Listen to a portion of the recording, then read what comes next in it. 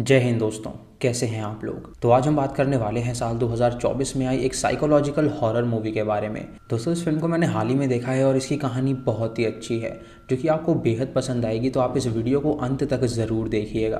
Film की starting में हमें एक बूढ़ी लेडी दिखाई जाती है जो कि अपने घर में चाय पीते हुए नीचे गिर जाती है और उसकी मौत हो जाती है। जब सबको इस बारे में पता चलता है तो उसकी लाश को मॉर्ग में ले जाया जाता है और उसके बेटे एमेट को इस बारे में बताया जाता है जो कि अपनी माँ से बहुत सालों से दूर रह रहा था। उसकी माँ के पास एक आलीशान घर था जिसका मालिक अब एमेट बन गया था। इसीलिए एमेट ने डिसाइड किया था कि वो उस घर को बेच देगा। वो अपनी गर्लफ्रेंड आन्या के पास जाता है और उसे बताता है कि उसने अपनी माँ की अस्थियों को ले लिया है और वो उसके घर जा रहे हैं वहाँ पर देखने के लिए कि वो कैसा है। रास्ते में रुक के वो नदी में उसके एशेस को गिरा देता है और उसके बाद वो आन्या के साथ अपने पुराने घर जाने के लिए निकल जाता है। जब वो दोनों वहाँ पर पहुँचते हैं तो देखते हैं कि वो घर काफ़ी आलीशान है और आन्या उससे पूछती है कि अकेले उसकी माँ यहाँ पर कैसे रहती होगी, क्योंकि इतना बड़ा घर एक इंसान के लिए बहुत ज़्यादा था। एमेट उससे कहता है कि उसका बचपन यहीं पे बीता था और वो अपनी माँ को बिल्कुल भी पसंद नहीं करता था क्योंकि उसकी माँ हमेशा उसे डांटा करती थी। वहीं पे आन्या एमेट की माँ की तस्वीर भी देखती है जो कि योगा डांस किया करती थी और एमेट उससे कहता है कि उसकी माँ को योगा करना बहुत ज़्यादा पसंद था। तभी अचानक आन्या को अंदर से कुछ आवाज़ आती है और जब वो वहाँ पर जाती है तो उसे वहाँ पर कुर्सी गिरी हुई नज़र आती है जो कि वही कुर्सी थी जिस कुर्सी से गिर के उसकी माँ मरी थी। ये देखकर वो उस कुर्सी को उठा लेती है और वहाँ पर खून भी लगा हुआ था जिसे वो दोनों साफ करने लगते हैं। उसके बाद उन दोनों को बेसमेंट से कुछ आवाज़ आती है और जब वो बेसमेंट के अंदर जाते हैं तो उन्हें वहाँ पर एक रूम दिखता है जिसके अंदर एमेट के बचपन के सारे सामान रखे हुए थे और वहाँ पर उसकी माँ के भी कुछ सामान थे। आन्या को वहाँ पर एक टेप मिलती है जो कि एमेट के बर्थडे की थी और वो ऊपर जाके उसे प्ले करती है और उस वीडियो को देखने लगती है। एमेट जब ऊपर आके उस वीडियो की आवाज़ सुनता है तो उसे अपनी माँ की याद आने लगती है। आन्या देखकर समझ जाती है कि वो कहीं ना कहीं अपनी माँ को मिस कर रहा है, इसीलिए वो उससे चेयर रिवर्सल करने के लिए कहती है। दूसरे दोनों अक्सर चेयर रिवर्सल किया करते थे जहाँ ये एक दूसरे के पर्सपेक्टिव से बताते थे कि दूसरे पर्सन के मन में क्या चल रहा है। पहले आन्या एमेट से पूछती है कि उसकी प्रॉब्लम क्या है, तो एमेट उसे कोई भी बात बताने को तैयार नहीं था। उसके बाद आन्या उसकी जगह पर आके बैठती है और वो ऐसा प्रिटेंड करती है कि वो एमेट है। वो कहती है कि उसकी प्रॉब्लम ये है कि वो ट्रॉमा से गुजर रहा है क्योंकि सालों पहले उसकी माँ ने उसे अबैंडन कर दिया था और तब उसे उसकी माँ की सबसे ज़्यादा ज़रूरत थी और अब जब वो मर गई है तो वो उसे याद कर रहा है। वो सोच रहा है कि काश उसकी माँ उसके पास हो और वो उसको दोबारा देख सके। उसके बाद एमेट आन्या की जगह पे आके बैठता है और उसे बताने लगता है कि उसके मन में क्या चल रहा है। वो कहता है कि आन्या का बचपन बिल्कुल भी अच्छा नहीं था क्योंकि उसकी माँ ने कभी उसे बचपन में प्यार ही नहीं दिया था, इसीलिए वो खुद का बच्चा चाहती है ताकि वो उसे वो प्यार दे सके जो उसकी माँ उसे नहीं दे पाई थी।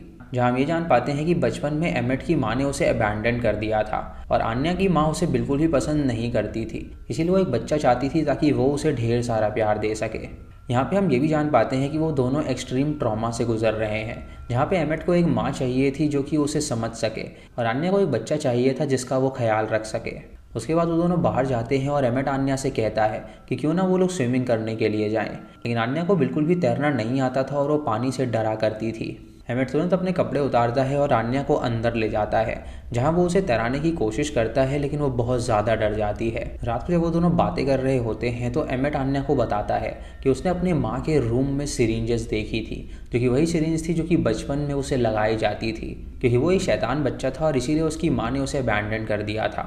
ये बातें सुन के आन्या को अचानक से कुछ फील होता है और वो उठ के अपने चेहरे पे मास्क लगाती है और उसकी माँ की तरह ही नाचने लगती है और एमेट ये देखकर हैरान हो जाता है और तुरंत उसे होश में लाता है। उसके बाद वो दोनों नहाने के लिए जाते हैं जहाँ बाहर से जब कुछ आवाज़ आती है तो आन्या उठ के बाहर चली जाती है। एमेट जब उसके पीछे जाता है तो वो देखता है कि वो काफ़ी अजीब तरह रिएक्ट कर रही है और जब वो उसके साथ टेबल पर बैठता है तो आन्या उससे पूछती है कि क्या वो अपनी गर्लफ्रेंड से नाराज़ है, तो वो उससे कहता है कि वो अपनी गर्लफ्रेंड से क्यों नाराज़ होगा। उसके बाद वो पूछती है कि क्या वो अपनी माँ से हेट करता है, तो वो उससे कहता है कि वो अपनी माँ को हेट नहीं करता और ना ही वो उसे मिस करता है क्योंकि वो अपनी माँ के इतने करीब था ही नहीं। एमेट को इससे काफ़ी बुरा लगता है कि वो उससे ऐसे सवाल पूछ रही है, इसीलिए वो उससे पूछने लगता है कि आखिर उसे बच्चा क्यों चाहिए। तो आन्या उससे कहती है कि उसे बच्चा इसीलिए चाहिए क्योंकि वो उससे प्यार करती है। अब वो दोनों एक दूसरे पे ब्लेम करने लगते हैं और एक दूसरे को ताने मारते हैं और इसी बीच आन्या उसकी माँ का एक जैकेट पहन लेती है जिससे वो ऐसा प्रिटेंड करने लगती है कि वो उसकी माँ बन गई है। वो रात को बाहर जाती है और योगा करने लगती है और एमेट ये देखकर हैरान हो जाता है कि आखिर वो ऐसा बिहेव क्यों कर रही है। जब वो नीचे होती है तो वो बेहोश हो जाती है और एमेट उसे उठा के अंदर ले आता है। अगली सुबह जब वो दोनों उठते हैं तो एमेट आन्या से गाड़ी की चाबी मांगता है, लेकिन वो इतनी नींद में होती है कि वो उसकी बात सुनती ही नहीं है। तभी अचानक उनके दरवाजे पर कोई आता है और एमेट जब दरवाज़ा खोलता है तो वहाँ पर उसका पड़ोसी था जिसका नाम बिल था और वो एमेट की माँ को अच्छी तरह जानता था। बिल उससे कहता है कि उसे उसकी माँ की मौत से काफ़ी ज़्यादा दुख है और उसकी माँ और वो काफ़ी अच्छे दोस्त हुआ करते थे। वो उसे ये भी कहता है कि अगर उसे किसी भी चीज़ की ज़रूरत हो तो वो उसे तुरंत बुला ले। तभी एमेट उससे कहता है कि उसे ग्रोसरी स्टोर जाना है कुछ सामान खरीदने के लिए, तो बिल उसे अपनी गाड़ी में ले जाता है वहाँ पर छोड़ने के लिए। इधर आन्या जब अकेले घर में होती है तो वो उसकी माँ की तरह ही ड्रेसअप कर लेती है, क्योंकि ट्रॉमा की वजह से वो उसे उसकी माँ ही मानने लगी थी। एमेट जब वापस आता है तो वो देखता है कि घर की सारी साफ सफाई हो चुकी है और ये देखकर वो काफ़ी ज़्यादा हैरान हो जाता है। वो आन्या के पास आता है और उससे पूछता है क्या उसने ये साफ़ सफाई करी है, तो आन्या उससे कहती है कि हाँ उसने ही ये साफ़ सफाई करी है। एमेट देखता है कि वो स्मोक करने लगी है और उसने अपनी ज़िंदगी में कभी स्मोक नहीं किया था और अचानक से वो स्मोक क्यों करने लगी थी। तभी आन्या उठती है और वो उसे अपना बेबी कह के पुकारती है, मानो कि वो उसे अपना बच्चा मान रही हो। एमेट देखकर काफ़ी ज़्यादा डर जाता है और उसे समझ में नहीं आ रहा था कि आखिर वो ऐसा क्यों कर रही है। रात को एमेट उसके पास जाता है और उससे माफ़ी मांगता है और उससे कहता है कि वो आइंदा ऐसे बिहेव नहीं करेगा। वो उसे खुश रखने की बहुत ज़्यादा कोशिश करेगा, लेकिन आन्या सिर्फ उसे देखती ही जाती है और उसे कंसोल करने लगती है।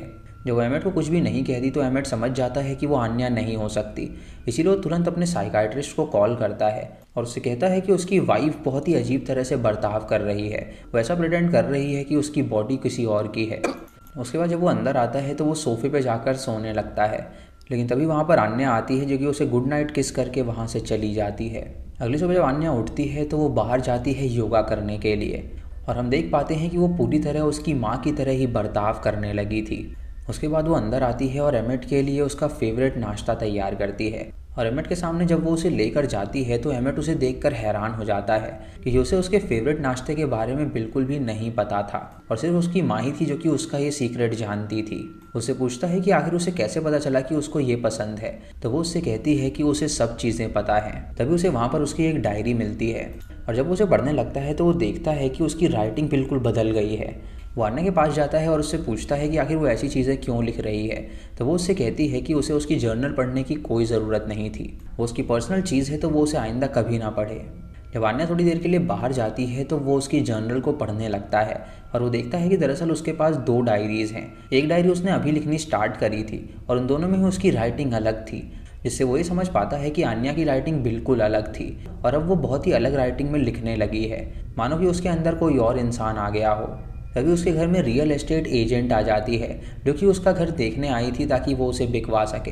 एमेट उसे देखकर अंदर बुलाता है और उससे कहता है कि वो बहुत जल्द इस घर को बेचना चाहता है, लेकिन तभी वहाँ पर आन्या आ जाती है जो कि एमेट से कहती है कि वो इस घर को बिल्कुल नहीं बेचना चाहती, क्योंकि ये उसका घर है और इस घर से उसकी यादें जुड़ी हुई हैं। जब वो एजेंट ये बात सुनती है तो वो वहाँ से जाने लगती है और कहती है कि वो कुछ दिन बाद फिर से यहाँ पर आएगी और वो दोनों आपस में डिसाइड करके बता दें कि ये घर बेचना है या नहीं। उसके जाने के बाद एमेट आन्या से लड़ने लगता है और उससे कहता है कि उसकी हिम्मत कैसे हुई उसे यहाँ से भगाने की, तो आन्या उसे कहती है कि ये उसका घर है तो उसका कोई भी हक नहीं है इसे बेचने का।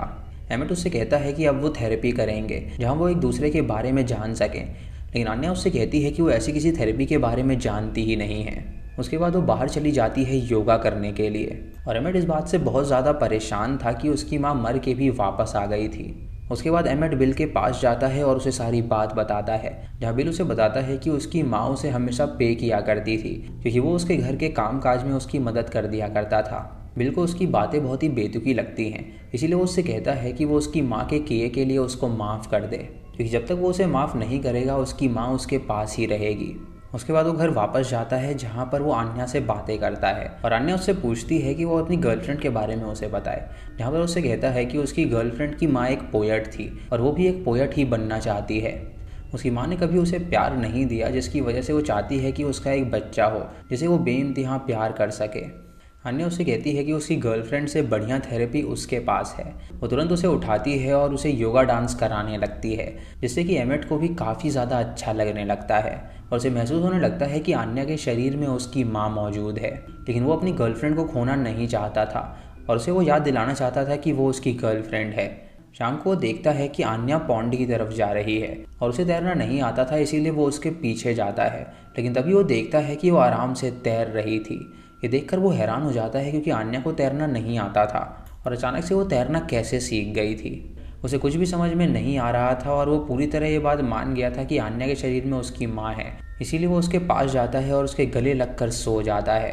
अब अगली सुबह जब आन्या उठती है तो वो उसकी माँ की जैकेट को निकाल देती है और हम देख पाते हैं कि वो पूरी तरह अब आन्या ही बन गई थी। वो चाय बनाती है और बाहर आ जाती है, जहाँ पर एमिट जब उससे मिलने के लिए आता है तो वो उससे चिपकने लगती है और ये देखकर एमिट हैरान हो जाता है और उसे दूर कर देता है।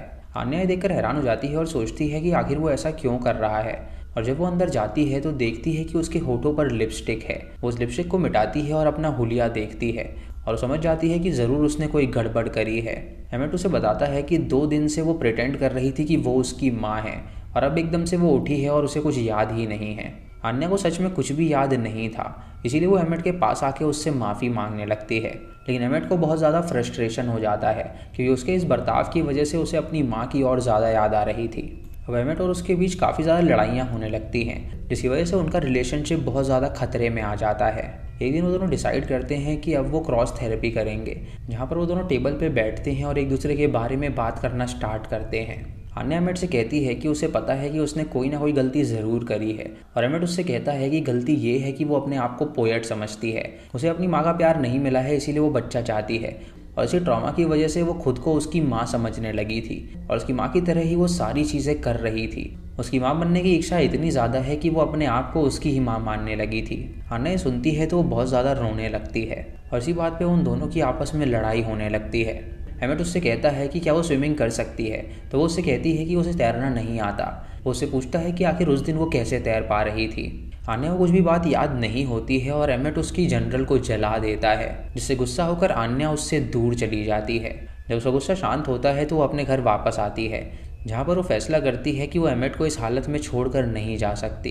वो बेसमेंट में जाती है जहाँ पर ढेर सारा सामान रखा हुआ था और उसमें उसे एमिट की एक फ़ाइल मिलती है, जहाँ पर उसे पता चलता है कि एमिट बचपन से ही काफ़ी बीमार है और इसीलिए उसकी माँ ने उसे अबैंडन किया था। तभी उसे एक आदमी के चिल्लाने की आवाज़ आती है और जब वो बाहर जाती है तो वो देखती है कि वहाँ पे बिल ने एमिट को पकड़ रखा है। दरअसल एमिट स्लीप वॉकिंग करते हुए बाहर आ गया था और बिल ने उसे बचा लिया था। बिल उसे वापस अंदर ले आता है और वो आन्या को समझाने लगता है कि दरअसल एमिट बचपन से ही काफ़ी ज़्यादा ट्रॉमेटाइज्ड है, इसीलिए उसे उसकी ज़रूरत होगी तो वो उसे छोड़ कर ना जाए। उसकी माँ मर तो गई है लेकिन उसकी आत्मा भी यहाँ से गई नहीं है और वो देख रही है कि वो उसके बेटे का ध्यान रख पाती है या नहीं। ये कह के बिल तुरंत वहाँ से चला जाता है और आन्या डिसाइड करती है कि अब वो एमिट को छोड़कर नहीं जाएगी। वो एक गर्लफ्रेंड की तरह उसका ख्याल रखेगी ताकि उसकी माँ को संतुष्टि मिल सके। अगली सुबह एमिट जब उठता है तो वो उसे उसकी जर्नल देता है और उसे कहता है कि दरअसल उसने उसकी जर्नल जलाई नहीं थी, वो कोई और कॉपी थी जो कि उसने जलाई थी। उसके बाद एमिट उसे लेकर नाव की सवारी कराने के लिए ले जाता है, जहाँ पर वो उससे कहता है कि आखिर उसने झूठ क्यों कहा कि वो तैर नहीं सकती। आन्या उससे कहती है कि वो सच में नहीं तैर पाती है, लेकिन एमिट इतना ज़्यादा ट्रॉमेटाइज था कि उसे उसकी बात पर यकीन नहीं होता, इसीलिए वो उसे तुरंत पानी में धक्का दे देता है, जिससे कि वो तैर नहीं पाती और उसकी जान जाने वाली होती है। लेकिन तभी एमिट को रियलाइज़ होता है कि वो आन्या ही है जो कि ठीक हो गई है, इसीलिए वो तुरंत पानी में जाके उसकी जान बचा लेता है। और यह हरकत देखकर आन्या समझ गई थी कि वो पागल है, इसलिए वो तुरंत सामान पैक करती है और वहाँ से दूर चली जाती है। लेकिन तभी उसे एहसास होता है कि वो उसे अकेला नहीं छोड़ सकती, इसीलिए वो वापस आती है और वो दोनों थेरेपी करते हैं, जहाँ पे आन्या कहती है कि उसे एक बच्चे की ज़रूरत है और एमिट कहता है कि उसे एक माँ की ज़रूरत है। और इसी के साथ ये मूवी यहीं पर ख़त्म हो जाती है। तो दोस्तों ये थी इस फिल्म की कहानी, जहाँ पर ये दिखाया गया है कि ह्यूमन का दिमाग कितना ज़्यादा पावरफुल है। आन्या को एक बच्चा चाहिए था तो उसने एमिट को अपना बच्चा मान लिया और खुद को प्रिटेंड करने लगी कि वो उसकी माँ है। दरअसल वो बचपन से ही काफ़ी ज़्यादा ट्रॉमेटाइज थी, जिसकी वजह से उसके दिमाग ने उसके साथ ये गेम खेला। वहीं दूसरी तरफ एमिट भी बचपन से बहुत ज़्यादा ट्रॉमेटाइज था और उसे एक माँ का प्यार मिल ही नहीं पाया था, इसीलिए आन्या जब उसकी माँ की तरह हरकत करने लगी तो उसे भी अच्छा लगने लगा था। लेकिन जब आन्या होश में आई तो उसे वो रास नहीं आया कि वो किसी भी हाल में अपनी माँ का प्यार चाहता था, यानी इन दोनों को एक दूसरे की ज़रूरत थी। दोस्तों ये फिल्म बाकी साइकोलॉजिकल हॉरर मूवीज़ से काफ़ी ज़्यादा अलग है और हो सकता है कुछ लोगों को ये मूवी पसंद ना आए, लेकिन इसका कॉन्सेप्ट काफ़ी अलग था और ये एक डिफरेंट अटेम्प्ट था। बाकी आपका इस मूवी के बारे में क्या ख्याल है आप कमेंट सेक्शन में ज़रूर बताइएगा। चैनल पे नए हैं तो इसे सब्सक्राइब करें और बेल आइकॉन दबाएं नोटिफिकेशंस के लिए। और दोस्तों वीडियो को लाइक और शेयर करना बिल्कुल मत भूलिएगा। तो मैं मिलता हूँ आपको अगली वीडियो में, तब तक के लिए जय हिंद।